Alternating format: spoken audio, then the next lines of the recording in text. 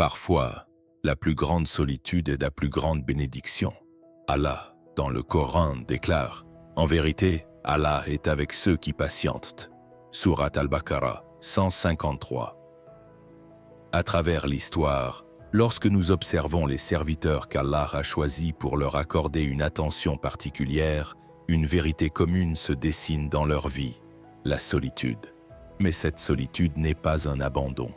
Au contraire, c'est une épreuve spéciale, choisie par notre Seigneur pour éduquer directement ses âmes, pour purifier leur cœur et les tourner exclusivement vers lui.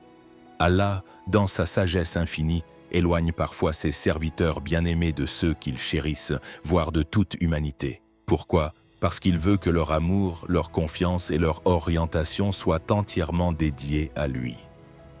Ces âmes apprennent à ne s'attacher à aucune créature, à ne donner à rien une valeur excessive, mais à s'appuyer uniquement sur leur Créateur, à ne demander qu'à lui, à ne chercher refuge qu'en lui, et à diriger leur amour éternel vers lui seul.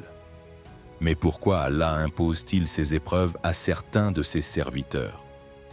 Pourquoi les isole-t-il de la société, de leurs proches, parfois même de leurs êtres les plus chers? Voici les 7 sagesses derrière la solitude que Dieu impose à ceux dont il s'occupe particulièrement. 7 leçons divines pour élever leurs âmes vers la lumière éternelle. 1. Les orphelins, des âmes choisies par Allah. Ton Seigneur ne t'a-t-il pas trouvé orphelin et ne t'a-t-il pas offert un refuge? Sourate Ad-Duha 6. À première vue, être orphelin semble être une privation, une perte cruelle. Mais pour les serviteurs qu'Allah éduque de manière spéciale, c'est une immense bénédiction. L'homme, par nature, développe son attachement le plus fort envers sa famille. La présence des parents ancre l'âme dans ce monde, tandis que leur absence pousse le cœur à se tourner vers Allah seul. Ainsi, Allah, dans sa miséricorde, prive parfois ses serviteurs choisis de leurs parents pour couper tout lien terrestre et les orienter directement vers lui.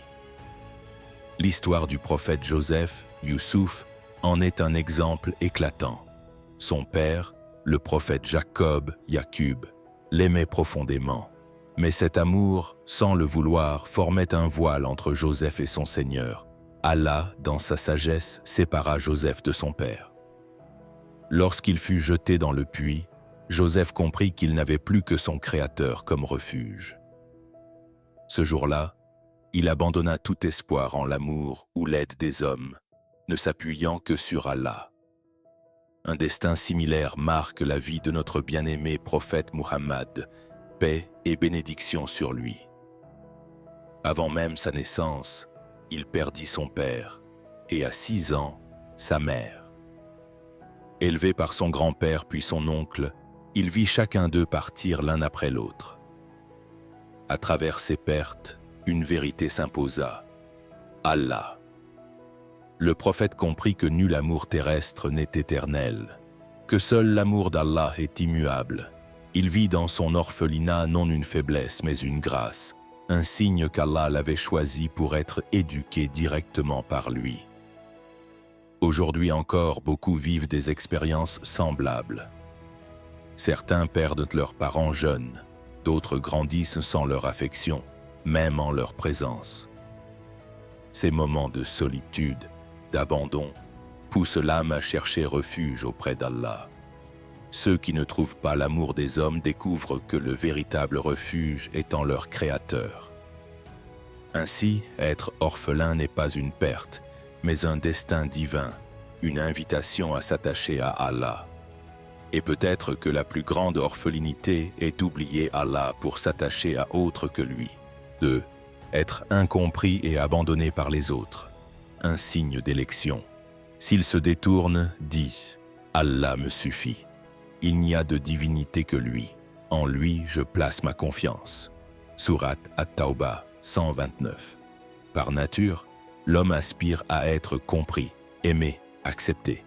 Mais Allah, pour ses serviteurs choisis, permet parfois qu'ils soient incompris, rejetés, voire abandonnés par ceux qui les entourent.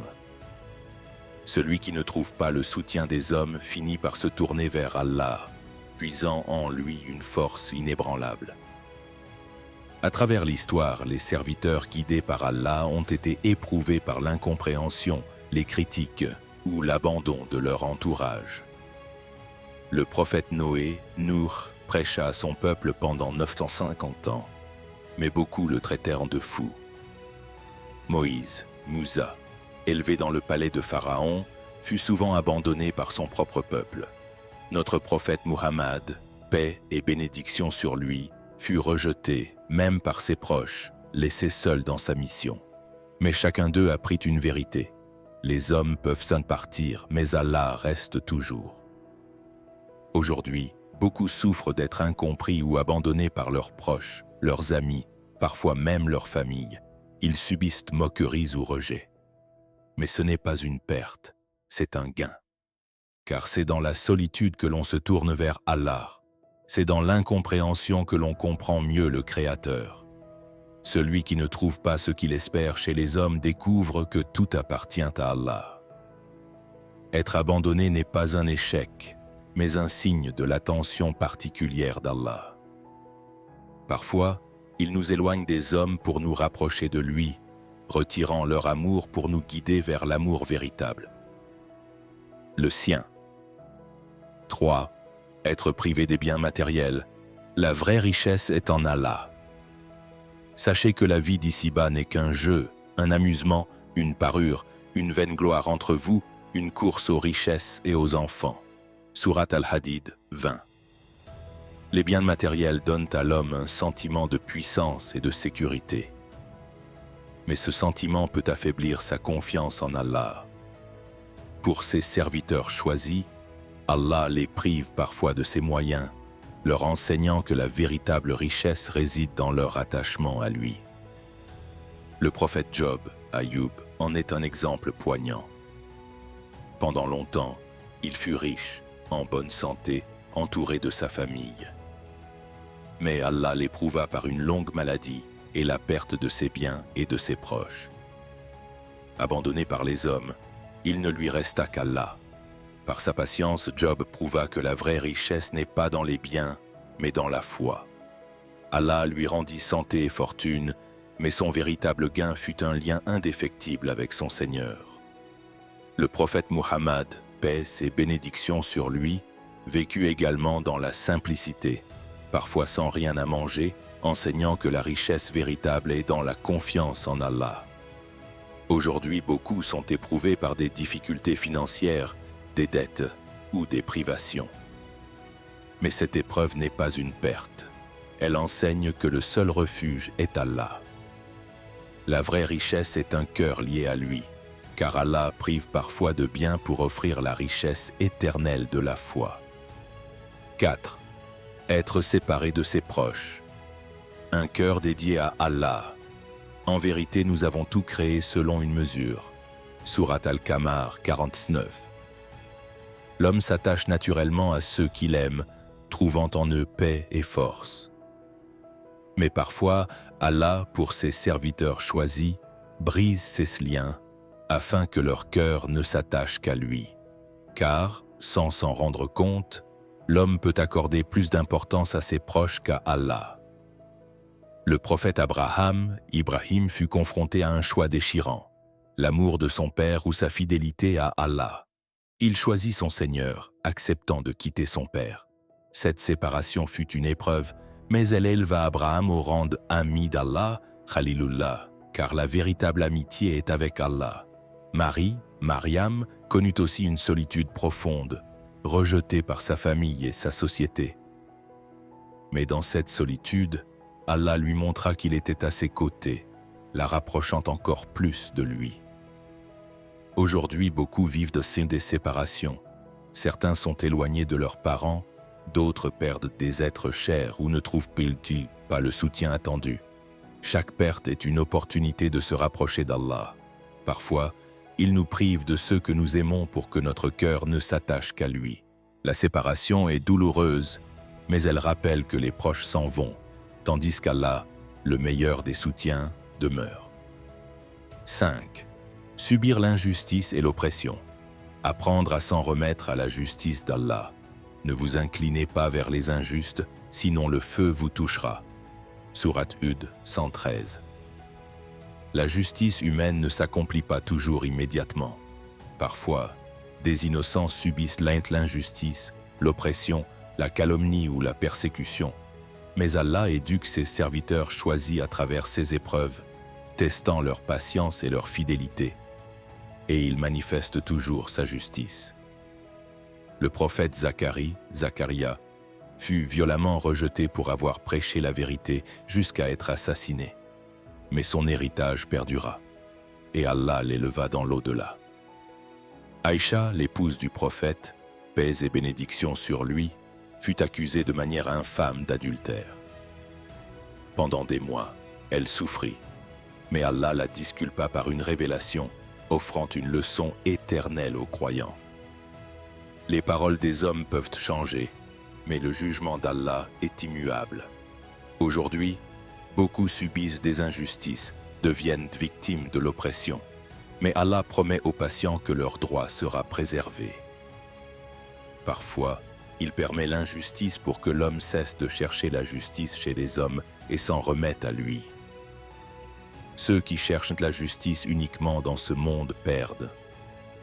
Mais ceux qui patientent et se tournent vers Allah trouvent sa miséricorde et sa justice. Car les oppresseurs disparaissent, mais la justice d'Allah demeure. 6. Le retard des réponses aux prières, mûrir par la patience. Quand mes serviteurs t'interrogent à mon sujet, je suis tout prêt. J'exauce l'appel de celui qui m'invoque. Sourate Al-Baqarah 186. Face aux difficultés, l'homme espère des solutions immédiates, des prières exaucées sur le champ. Mais Allah, pour ses serviteurs choisis, retarde parfois leurs prières, les éduquant à travers la patience, la soumission et la confiance. Un retard n'est pas un refus, mais une miséricorde pour mûrir l'âme. En attendant, l'homme grandit, sa foi se renforce, son lien avec Allah s'approfondit. Le prophète Yacoub, attendit des années après la disparition de son fils Joseph, Youssouf, priant avec patience. Ce temps ne fut pas seulement une épreuve pour Joseph, mais aussi pour Jacob, dont la foi mûrit. Lorsque sa prière fut exaucée, elle fut d'autant plus précieuse.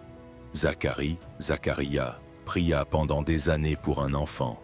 Âgé, les cheveux blanchis, beaucoup pensaient son vœu impossible.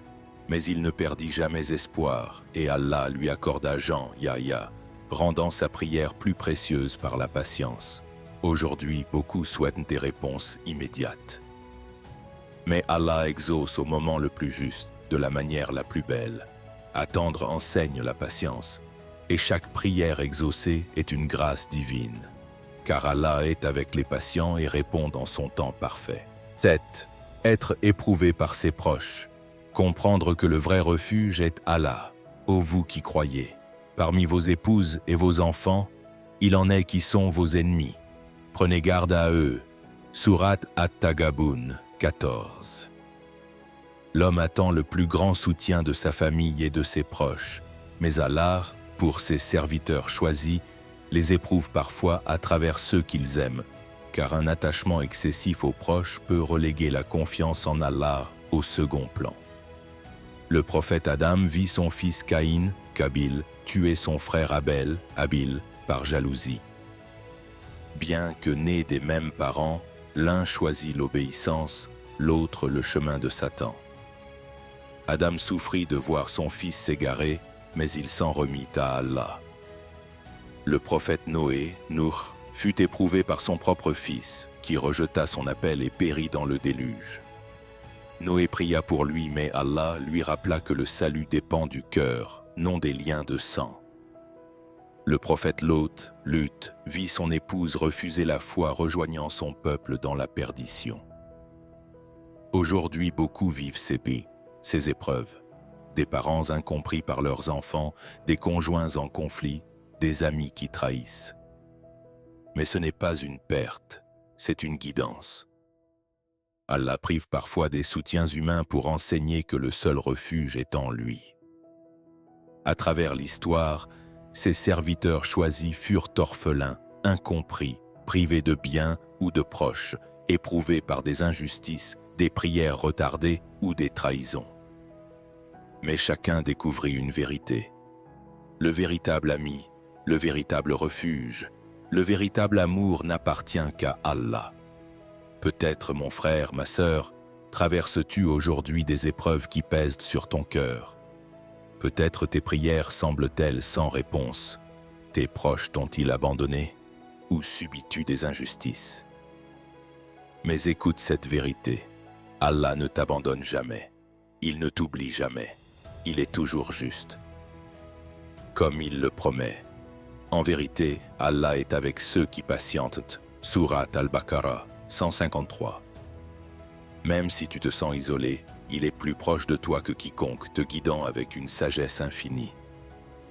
Regarde l'histoire de Joseph, Youssouf. Jeté dans un puits, loin de son père, il n'avait qu'Allah comme refuge.